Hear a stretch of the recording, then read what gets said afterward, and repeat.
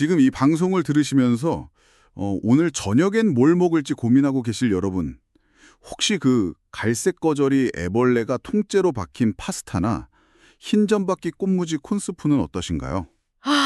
이름만 들어도 벌써 흠칫하시는 분들이 많을 것 같은데요. 네, 저도 사실 대본 보면서 약간 놀랐거든요.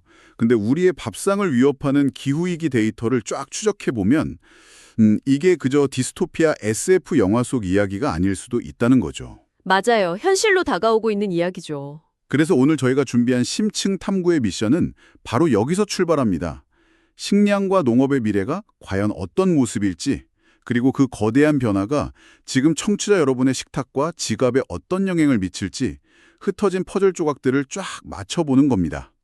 여기서 우리가 주목해야 할 아주 매력적인 역설이 하나 있거든요. 역설이요? 네, 우리가 직면한 가장 거대한 생존의 위협, 그러니까 기후변화에 맞서기 위해 인류가 찾아낸 가장 최첨단의 해법이 놀랍게도 수천 년 된 가장 오래된 그 전통과 맞닿아 있다는 사실입니다. 와, 최첨단과 전통의 만남이라. 네네.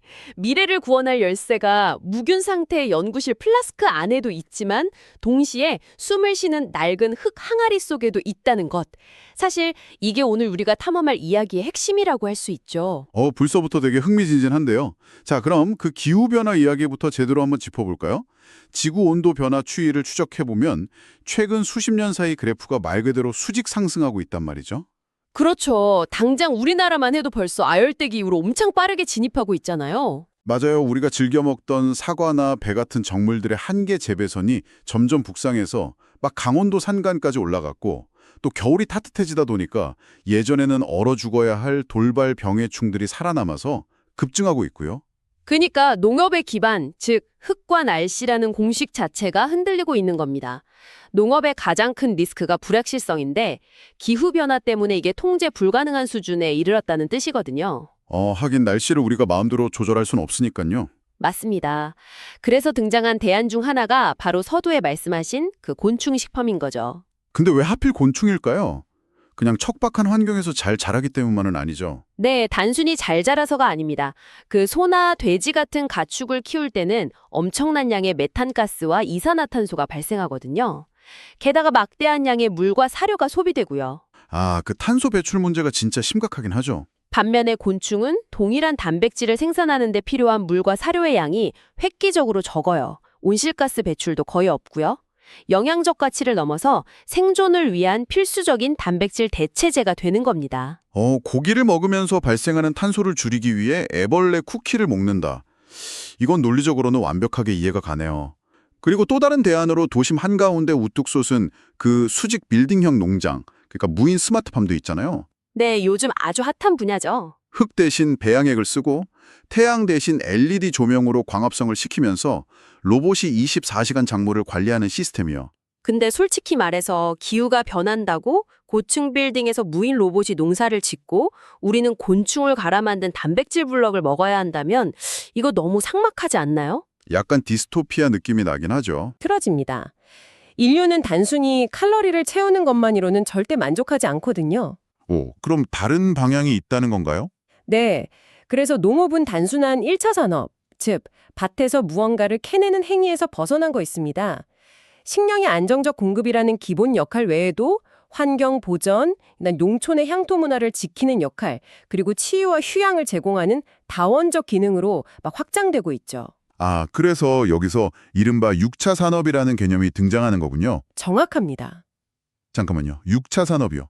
보통 생산이 1차, 가공이나 제조가 2차, 서비스업이 3차 산업이잖아요. 이걸 다 합치면 6차가 된다는 뜻인가요? 네, 근데 이게 단순한 덧셈이 아니라 경제학적 승수 효과, 즉 곱셈에 가깝다고 보시면 돼요. 곱셈이요?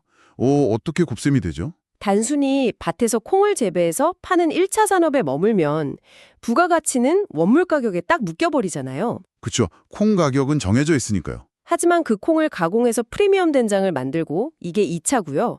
사람들이 직접 그 제조 과정이 있는 시골로 찾아와 명상을 하고 발효 음식을 맛보는 힐링 체험, 즉 3차를 결합한다고 생각해 보세요. 생산지에 가서 직접 체험하고 먹고 쉬는 거네요. 네. 그러면 마진율과 수익 구조 자체가 완전히 달라집니다.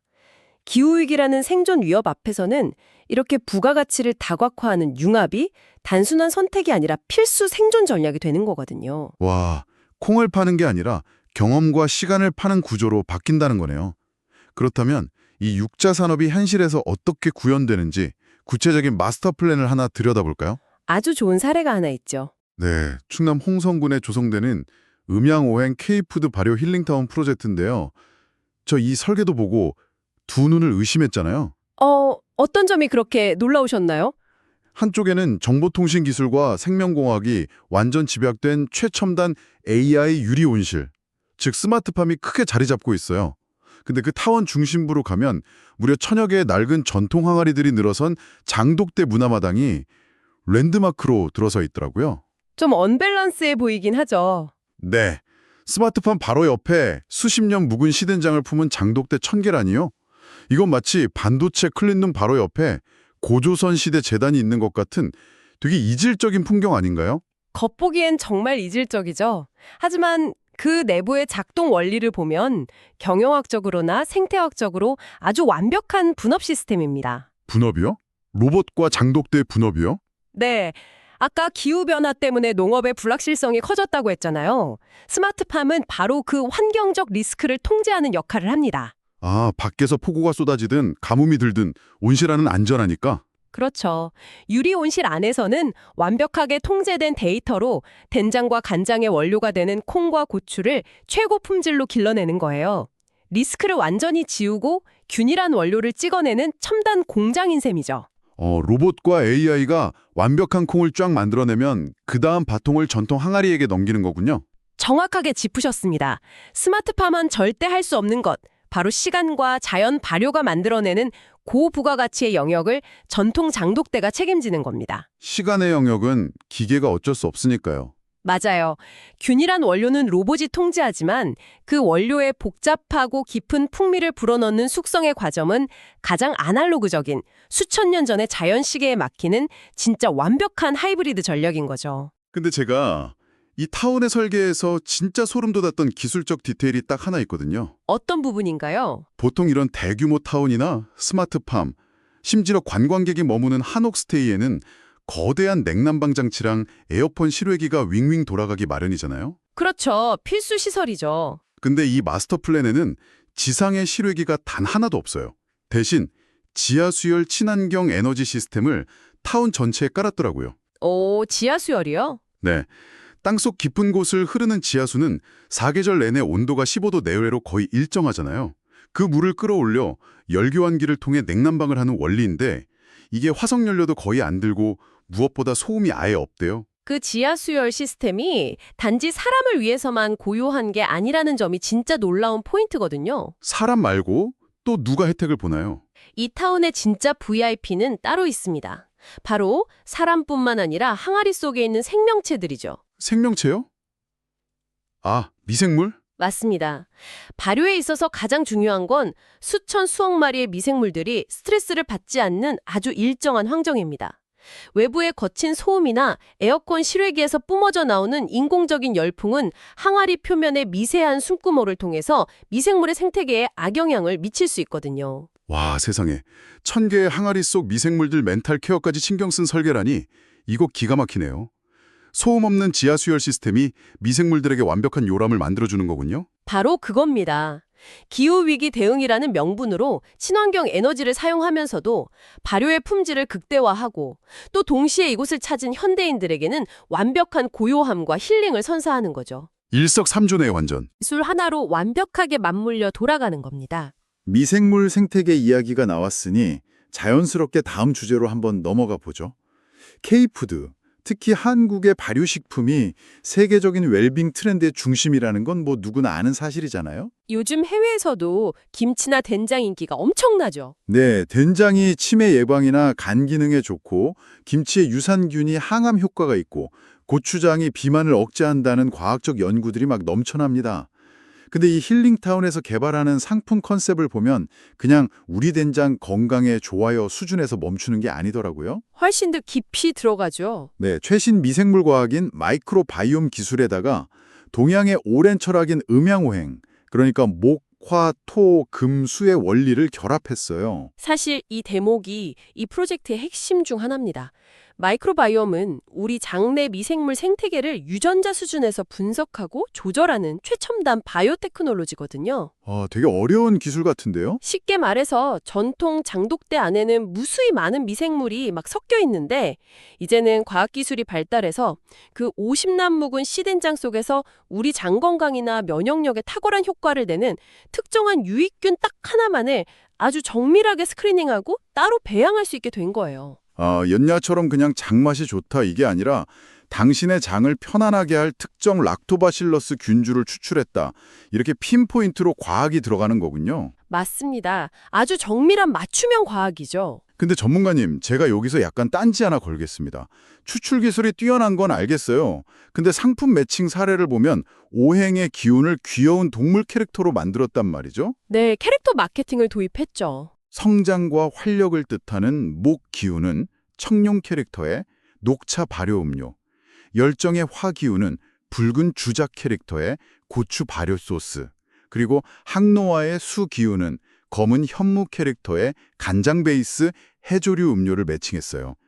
솔직히 말씀드리면 이건 너무 옛날 민속촌 장터 느낌 아닌가요? 아, 그렇게 느끼실 수 있죠. 최첨단 마이크로바이옴을 설명하는데 갑자기 청룡, 주작이라니요. 요즘 같은 깐깐한 소비자들, 특히 동양 철학을 전혀 모르는 글로벌 시장에서 이 전통 테마파크식 마케팅이 통할까요? 아주 날카로운 지적이십니다. 저도 사실 처음엔 딱 그렇게 생각했거든요. 민속촌인가? 하고요. 그쵸. 약간 올드한 느낌이 살짝 나잖아요. 하지만 소비자의 선택을 이끄는 심리적 UI, UX라는 측면에서 메커니즘을 뜯어보면 이게 아주 치밀한 기획이라는 걸 금방 알 수 있습니다. UI, UX요? 소프트웨어 용어 아닌가요? 맞아요. 사용자 환경을 의미하죠. 한번 생각해 보세요. 과연 대중이 마트에 가서 저는 오늘 면역력이 떨어졌으니 락토바실루스 플란타룸 균주가 100억 마리 들어간 제품을 주세요라고 할까요? 하긴 절대 안 그러죠. 누가 마트에서 학명을 줄줄 외우고 부르겠어요. 그렇습니다. 과학적 원리 그대로를 소비하는 사람은 거의 없습니다. 겉모습은 친숙한 오행 캐릭터를 띠고 있지만 그 본질은 복잡한 바이오테크놀로지를 소비자 언어로 쉽게 번역해 놓은 직관적인 가이드라인인 셈이죠. 그러니까 번역기 같은 역할이네요. 네, 예를 들어 소비자에게 요즘 소화가 안 되고 밸런스가 좀 무너졌나요? 라고 묻는 겁니다. 그렇다면 중화와 균형의 기운을 가진 황룡 캐릭터, 즉 토 라인의 제품을 고르라고 안내하는 거죠. 이거 약간 요즘 유행하는 MBTI 성격 검사 같은데요. 정확한 비유입니다. 자신의 체질과 건강 상태에 맞추어서 직관적으로 나만의 맞춤형 미생물을 선택하게 만드는 일종의 헬스케어 큐레이션 시스템인 거예요. 와, 체질 맞춤형 MBTI라고 딱 생각하니까 느낌이 완전히 다르네요. 그냥 김치 유산균 하나 덜렁 파는 게 아니라 스토리를 입혀서 글로벌 웰빙 시장의 트렌드에 가장 똑똑하게 올라파는 대중화 전략이군요. 일본 나또나 불가리아 요구르트처럼요. 맞습니다. 고도의 마케팅 전략이죠. 자, 첨단 기술도 훌륭한 마케팅 전략도 다 좋습니다. 되게 멋져요. 근데 지금 출퇴근길 지하철 안에서 혹은 사무실에서 이 방송을 듣고 계신 여러분에게 충남 홍성의 이 거대한 마스터 플랜이 대체 무슨 의미가 있을까요? 청취자분들 입장에서는 좀 멀게 느껴질 수 있죠. 당장 사표를 내고 귀농해서 트랙터를 몰 것도 아닌데 말이죠. 물론 자료들 보면 귀농할 때 가족과 합의하고 영농 기술을 배우라는 절차들이 아주 상세히 적혀 있긴 합니다만 우리 청취자 모두가 당장 노부가 될 수는 없잖아요. 그렇죠. 그래서 이 거대한 프로젝트의 마지막 퍼즐 조각이 아주 기가 막히게 흥미롭습니다. 어떤 건가요? 청취자 여러분이 굳이 직접 귀농하지 않아도 이 6차 산업의 주인공이 될 수 있는 금융 장치가 아주 잘 설계되어 있거든요. 바로 커뮤니티 상생 펀드, 즉 소자본 주주 참여 모델입니다. 펀드요? 잠깐만요.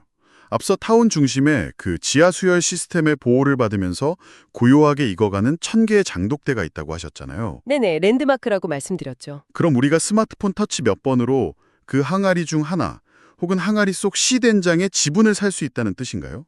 마치 부동산 리치펀드처럼요. 정확히 그 개념입니다.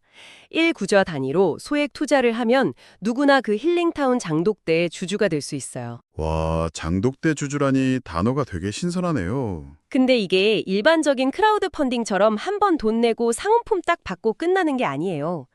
농업계는 대기업과 B2B 계약을 맺어서 고품질 원료를 안정적으로 납품해 1차적인 펀드 수익을 든든하게 방어합니다. 기본 수익은 대기업 납품으로 보장을 하는군요. 맞습니다. 그리고 주주들에게는 그 본인이 투자한 항아리에서 3년, 5년씩 제대로 숙성된 5획 맞춤형 프리미엄 간장과 된장을 매년 정기 배송해주는 구독경제 모델을 제공하는 겁니다. 상상해보니까 약간 감동적인데요. 제가 지분을 가진 항아리가 충남 홍성의 그 고요한 자연 속에서 익어가고 있고 저는 도시의 아파트에서 매년 그 결과물을 배송받아서 보글보글 찌개를 끓여 먹는다. 이거 진짜 듣기만 해도 마음이 막 든든해지는데요. 사실 이 모델이 만들어내는 파급 효과는 단순한 수익 배당을 훨씬 넘어섭니다. 이걸 비즈니스 용어로 락인 효과라고 하는데요. 락인이요? 소비자를 묶어둔다는 그 뜻이죠? 네, 소비자가 펀드를 통해 주주가 되는 순간 그들은 단순한 구매자에서 벗어납니다. 주말이 되면 내 항아리가 잘 있나 궁금해서 홍성 헬링타운으로 직접 관광을 가게 되겠죠? 하긴 내존이 들어간 항아리니까 보러 가고 싶겠네요. 그렇죠. 그리고 주변 사람들에게 K푸드의 효능을 자발적으로 떠드는 강력한 브랜드 앰버서더가 됩니다. 도시의 자본이 자연스럽게 농촌으로 흘러가고 소비자가 관광객이 되어 농촌을 방문하면서 관계 인구가 폭발적으로 늘어나는 겁니다. 결국 6차 산업이 진짜로 노리는 궁극적 목표, 즉 소멸해가는 농촌의 지역경제 활성화와 인구 유입이라는 이 거대한 국가적 문제를 이런 세련된 펀드와 구독경제 모델로 풀어내는 거군요. 그렇습니다. 인구는 줄어들고 기후는 매섭게 변하는 위기 속에서 농업은 로봇과 펀드, 미생물 과학을 총동원해서 도시와 농촌을 잇는 완전히 새로운 생태계를 구축하고 있는 중입니다. 자, 오늘 우리의 심층 탐구 여정을 한번 되짚어보겠습니다. 우리는 곤충을 먹어야 할지도 모른다는 기후변화의 두려움에서 출발했죠. 도심 속 차가운 수직 빌딩 농장을 거쳐서 최첨단 마이크로바이옴 기술과 지하수열 에너지가 보호하는 충남 홍성의 천개 장독대로 향했습니다. 정말 다이너믹한 여정이었네요. 네. 그리고 마침내 스마트폰 하나로 그 수년의 시간을 견뎌내는 항아리의 주주가 되어서 농촌을 살리는 과정까지 쭉 지켜봤습니다. 농업의 진화란 정말 경이로운 그 자체네요. 모든 것이 초단위로 막 빠르게 돌아가는 21세기에 농업이 첨단 과학의 힘을 빌려서 어떻게든 지켜내고자 하는 최종 목적지가 결국 자연의 시간과 기다림이라는 사실. 이것이 우리가 오늘 목격한 가장 아름다운 역설이 아닐까 싶습니다. 정말 공감되는 말씀입니다. 자, 마지막으로 지금 이 방송을 듣고 계신 청취자 여러분에게 질문을 하나 던지고 싶습니다. 우리는 언제나 음식을 더 빨리, 더 많이, 더 싸게 생산하기 위해서 공장을 짓고 첨단 기술을 미친 듯이 발전시켜 왔습니다. 네, 효율성이 최고라고 믿었죠. 그런데 오늘 우리가 살펴본 미래 농업은 정반대의 이야기를 하고 있어요.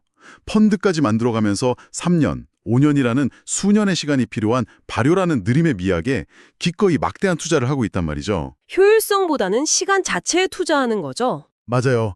모든 것을 AI가 즉각적으로 딱딱 찍어내는 미래 시대에 어쩌면 우리가 음식에서 가장 비싼 돈을 지불하고서라도 사고 싶어하는 진짜 럭셔리, 진짜 가치는 바로 시간 그 자체가 아닐까요? 오늘 저녁 냉장고 속에서 조용히 익어가고 있는 김치나 보글보글 끓는 된장찌개를 보면서 한 번쯤 이 질문에 대한 여러분만의 답을 고민해 보시길 바랍니다. 오늘 준비한 심층 탐구는 여기까지입니다. 끝까지 함께해 주셔서 감사합니다.